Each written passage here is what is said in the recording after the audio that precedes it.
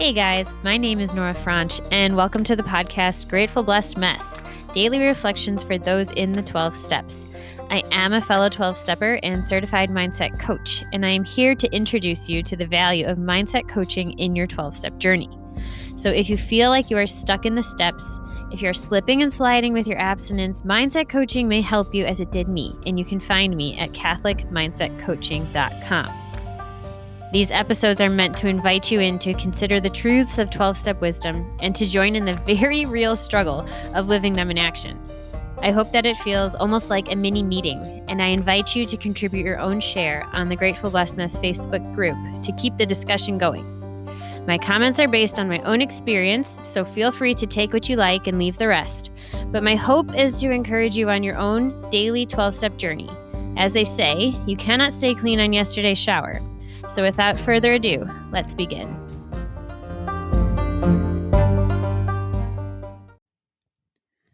Hey guys, we're reading from Melody.Beattie's The Language of Letting Go, page 360, the reading for December 14th. Clear thinking. Strive for clear thinking. Many of us have had our thinking clouded by denial. Some of us have even lost faith in ourselves because we spent a degree of time in denial. But losing faith in our thinking isn't going to help us. What we need to lose faith in is denial. We didn't resort to denial, either of someone else's problem or our own, because we were deficient. Denial, the shock absorber for the soul, protects us until we are equipped to cope with reality. Clear thinking and recovery don't mean we will never resort to denial. Denial is the first step toward acceptance, and for most of our life, we will be striving to accept something. Clear thinking means we don't allow ourselves to become immersed in negativity or unrealistic expectations. We stay connected to other recovering people. We go to our meetings where peace of mind and realistic support are available. We work the steps, pray, and meditate. We keep our thinking on track by asking our higher power to help us think clearly, not by expecting him or someone else to do our thinking for us. Today, I will strive for balanced, clear thought in all areas of my life.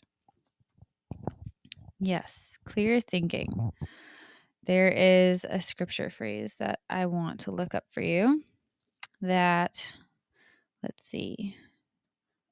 that has come up recently as a very powerful one for me. And here we go. So it's, the Lord has not given me a spirit of fear, but of power, of love, and of sound mind, which that last part, sound mind, is 2 Timothy 1:7. There we go. Chapter 1, verse 7. I want to bring it up just because I had always heard it as, the Lord has not given me a spirit of fear, but of power, love, and self-control, which I was like, that's great. I'm really bad at that. That's why I'm in a 12-step program. And then someone just close to me sent me the phrase in the translation, instead of self-control, was a sound mind. And I thought that was fascinating. That really just kind of blew me away. I really love that. And so I go to it a lot as a reminder, but that's what this clear thinking is. It's a sound mind. It is thinking that is in line with reality. And I like, though, how she gives us the good that denial gives us. She tells us that it protects us until we are equipped to cope with reality, that it's a shock absorber for the soul. And sometimes there are things that happen that are too intense and hard and scary for us to absorb all at once.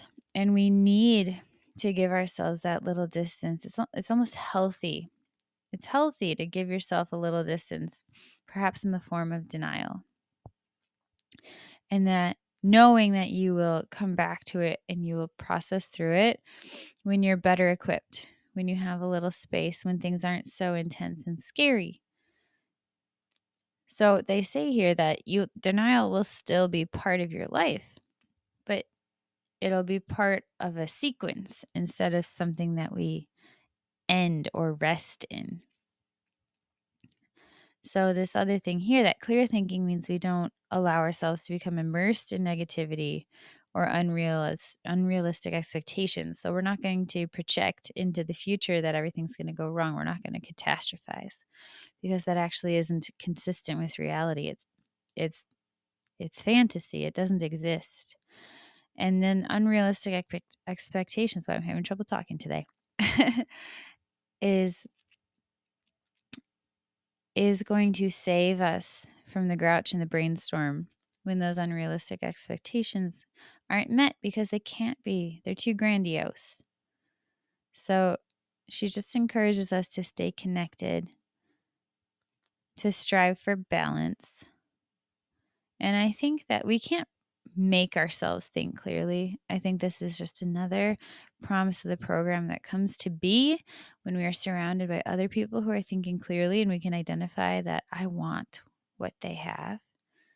And we allow ourselves to be around people working towards clear thinking, working towards soundness of mind.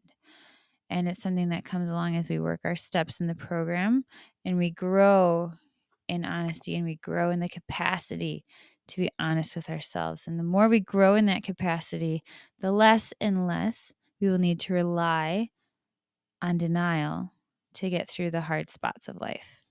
With that, I pass.